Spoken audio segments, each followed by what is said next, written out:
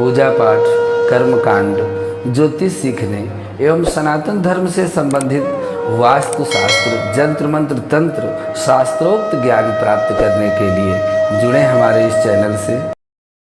नमस्कार मित्रों, स्वागत है हमारे इस ज्योतिष शिक्षा के चैनल पर, जहां पर आप अपने ज्ञानार्जन के लिए ऐसी चीज़ों का अध्ययन कर रहे हैं जो वेदोक्त, शास्त्रोक्त या पौराणिक प्रमाणित हैं।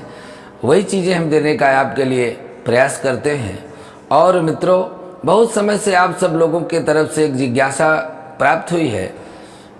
पितृदोष व्यापक हो गया है, हर परिवार में पितृदोष लगातार बढ़ता जा रहा है और हम इन सब चीज़ों की ओर तब जाते हैं जब हमें किसी के द्वारा प्राप्त होता है कि आपकी उन्नति में बाधा इसलिए आ रही है कि आपके यहाँ पितृदोष है, प्रेत दोष है। तो हमें अपने पितरों की शांति के लिए क्या करना चाहिए, इस विषय पर आपके लिए एक छोटी सी जानकारी लेकर के आए हैं। अगले 3-4 मिनट तक यदि आप हमारे साथ रहेंगे तो हम यह बताने का प्रयास करेंगे कि जो बहुत सी चीज़ें आपको छोटी छोटी लोगों के द्वारा बताई जाती हैं, ऐसा करो तो पितृदोष चला जाएगा, वैसा करो, पर उससे आपको कोई राहत प्राप्त नहीं होती।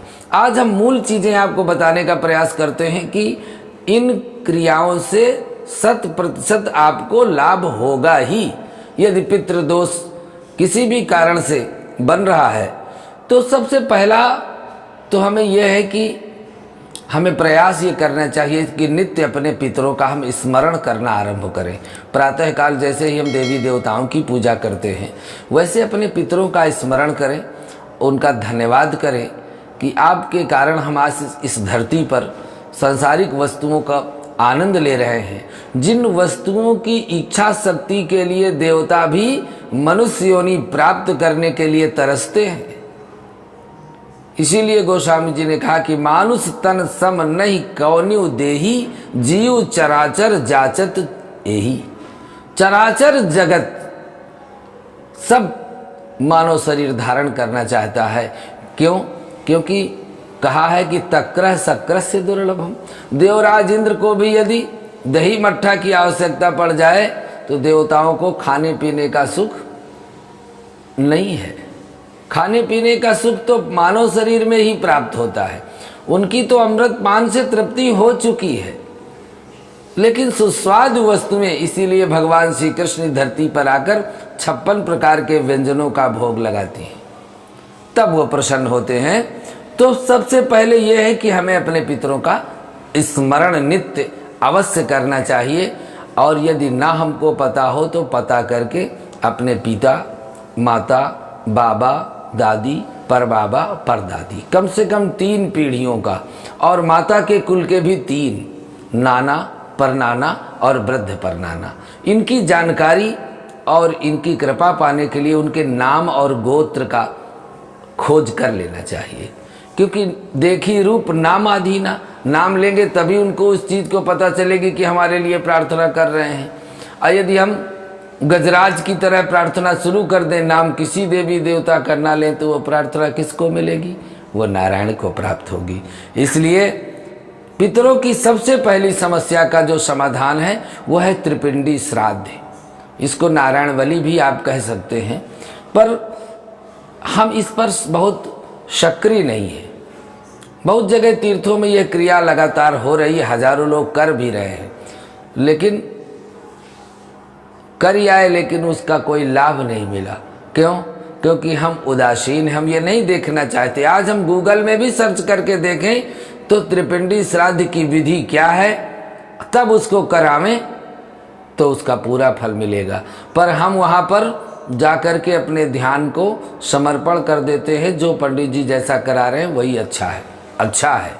पर हमको भी इस विषय पर ज्ञान होना चाहिए। मित्रों, यदि अज्ञानी डॉक्टर से हम अपना इलाज कराएंगे तो हम स्वस्थ होंगे या अस्वस्थ होंगे?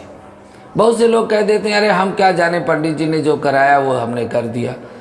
कभी आप ये भी तो सोचिए कि जब हम बीमार होते हैं तो पहले 4 लोगों से पता करते हैं कि भाई कोई अच्छा डॉक्टर बताओ, हमको इस रोग की समस्या है, तब हम उससे इलाज कराते हैं। आंख मूंद कर नहीं कि चलो कोई भी दवा दे दे उसको खा लेते हैं, तो हम उससे बीमार और अधिक हो सकते हैं और उस पर गलती भी हमारी ही सिद्ध होगी, डॉक्टर की कोई गलती सिद्ध नहीं होगी और हमारा प्रयोजन भी सफल नहीं होगा। तो त्रिपिंडी श्राद्ध कराएं, नारायण बलि करें और हो सके तो महामृत्युंजय जप और श्रीमद् भागवत कथा। श्रीमद् भागवत कथा तो अद्भुत है। गोकर्ण धुंधकारी जी का भी प्रसंग आपने सुना होगा। तो इनसे भी श्रीमद् भागवत कथा तो मूल है। और नारायण बलि, त्रिपिंडी श्राद्ध, महामृत्युंजय। महामृत्युंजय भी भगवान शिव का अद्भुत मंत्र है। यह तीनों काल में, भूत, भविष्य और वर्तमान, आने वाले कष्टों को, वर्तमान के चल रहे कष्टों को और पीछे पितरों से आए हुए कष्टों, तीनों से निवृत्ति दिलाने वाला अद्भुत यह मंत्र है महामृत्युंजय।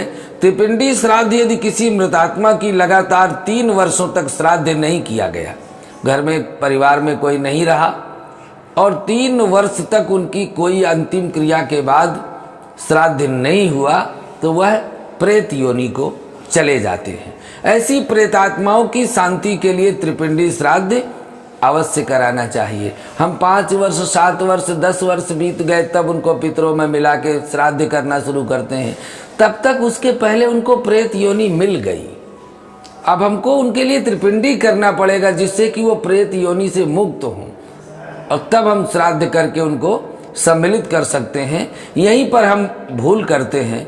नारायण बलि कर्म यदि किसी जातक की कुंडली में पितृदोष, परिवार में किसी की आसमायिक मृत्यु हो गई, अकाल मृत्यु हो गई, आयु पूरी नहीं हुई, दुर्घटना से, आग से, विष से और किसी गंभीर बीमारी से भी किसी की मृत्यु हो गई, तो ये हमको पितृदोष के रूप में प्राप्त होता है।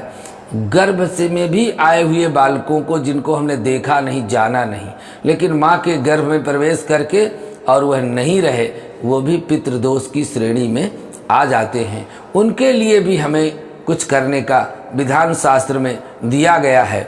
नारायण बलि कर्म यदि किसी जातक की कुंडली में पितृदोष है, परिवार में किसी की अकाल मृत्यु हुई है, तो वह जीवात्मा प्रेत योनि में चली गई है और उसके जाने से परिवार में अशांति का वातावरण आपको दिखना शुरू हो जाएगा। ऐसी स्थिति में नारायण बलि कर्म कराना आवश्यक है। मृतात्मा की शांति के लिए महामृत्युंजय मंत्र का जाप कराया जा सकता है। इसके प्रभाव से जन्मों के सभी पाप नष्ट हो जाते हैं। पितरों की आत्मा की शांति के लिए निश्चित रूप से हर मनुष्य को अपने जीवन में एक बार श्रीमद् भागवत महापुराण का मूल पाठ कराना चाहिए। आज इस समय भागवत का मूल दर्शन से हम विमुख हो गए हैं, हम उधर ध्यान नहीं दे पा रहे हैं। इसलिए हमको किसी श्रेष्ठ विद्वान से सप्ताह पारायण पाठ करवा लेना चाहिए। इससे हमारे प्रेत योनि में भी गए हुए, पितृ योनि में भी गए हुए और जो किसी भी तरह से पितृदोष में आए हैं, उन सब की शांति होती है। यह आज आपके लिए हमने जानकारी देने का प्रयास किया है और संभवतः आपको यह जानकारी अच्छी लगी होगी। यह जानकारी आपको कैसी लगी यह हमें ज़रूर बताएं, जिससे कि हमारा उत्साह और हमारी जिज्ञासा इस तरह बढ़े हैं। हम और खोज करके और अच्छी चीज़ें इस क्षेत्र में आपको देने का प्रयास करें। आज के लिए बस इतना ही। अगले भाग में पुनः आपके लिए ऐसी ही जानकारी के साथ उपस्थित होते हैं। नमस्कार।